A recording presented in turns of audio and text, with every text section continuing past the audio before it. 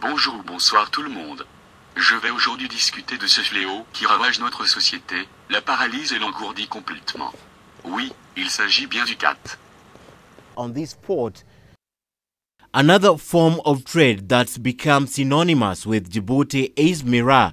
This is done differently than in Kenya and involves everyone, including the police, who provide an escort for the entire journey, which begins in Ethiopia. The first signs that the Miraa is on its way is when groups of men gather in anticipation and all activity, it seems, come to a complete halt. The Miraa finally arrives and is quickly offloaded and distributed to the anxiously waiting groups who have all paid in advance for the product. The distributors quickly dish out the drug and go on to the next drop-off.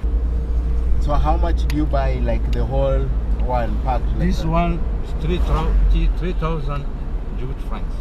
And how long does it take you to eat it all? Up to 12 o'clock at night. Déjà j'aimerais qu'on s'attarde là-dessus un peu afin de connaître véritablement ce que c'est.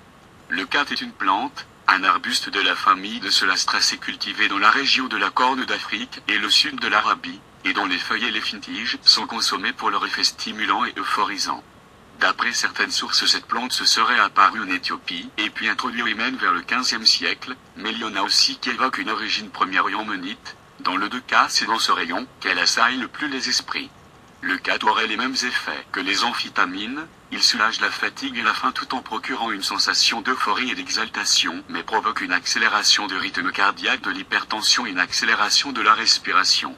Après quelques jours de l'usage, c'est presque impossible de s'en passer.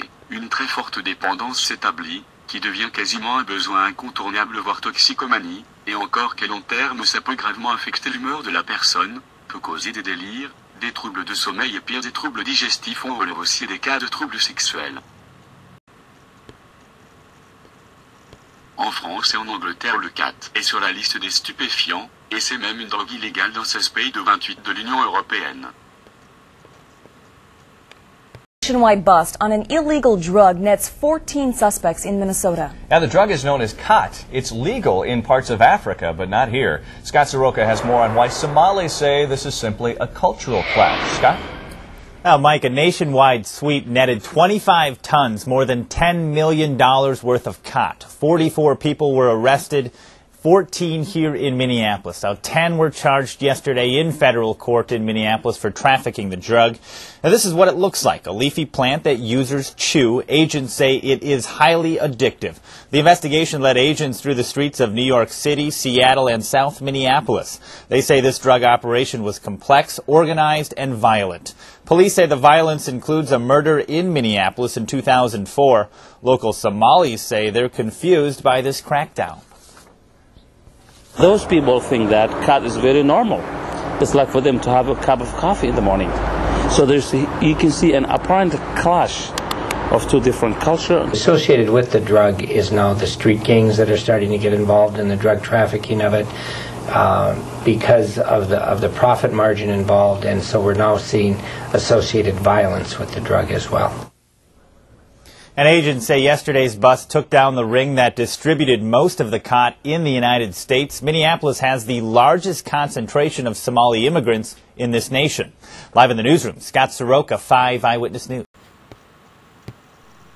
Incultivable à Djibouti, le Khat est surtout acheminé de l'Éthiopie, l'une des sociétés privées importatrices la plus importante et Sogic. Cette entreprise génère un chiffre d'affaires annuel de 20 millions d'euros. Je vous laisse le soin de les convertir en francs Djibouti. Les Djiboutiens consacrent plus de 120 millions d'euros chaque année pour son achat, une somme colossale. On dépense davantage pour le khat que pour les légumes.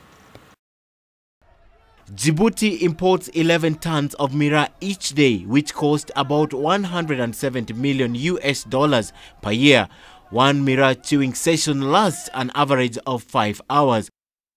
Off the main street on a dusty lane, we meet this group of women selling miraa. A short distance away is a group of men chewing the plant, and further down the street is a dimly lit shop. The script is the same. Men sitting on cemented floors ripping away other leaves. Despite the fact that miraa is considered a Class A drug in most countries and therefore illegal, in Djibouti it's a way of life and an escape from every day in a country where nearly 2/3 of the population is either unemployed or living in abject poverty. Pourquoi alors on n'interdit pas la consommation de cette plante satanique, dont les méfaits et la nuisance au corps humain dépassent largement ses avantages hallucinogènes? Très souvent certains répètent que l'interdiction du khat plomberait irrémédiablement l'économie locale et que de nombreuses vies en dépendent puisque ce commerce permet à beaucoup de Djiboutiens d'y vivre. Miraa is a widely used drug in Djibouti and can be found just about every corner in the streets. Business usually close at noon and everyone heads to a designated area and begin to consume the green leafy narcotic, which is chewed to produce a mild euphoric caffeine-like high. It is estimated that households spend close to 1/3 of their income on miraa, which is chewed by the entire family, and no matter what income bracket, miraa is a drug of choice. Ils veulent une société qui vivote mais qui est malade, qui est dopée.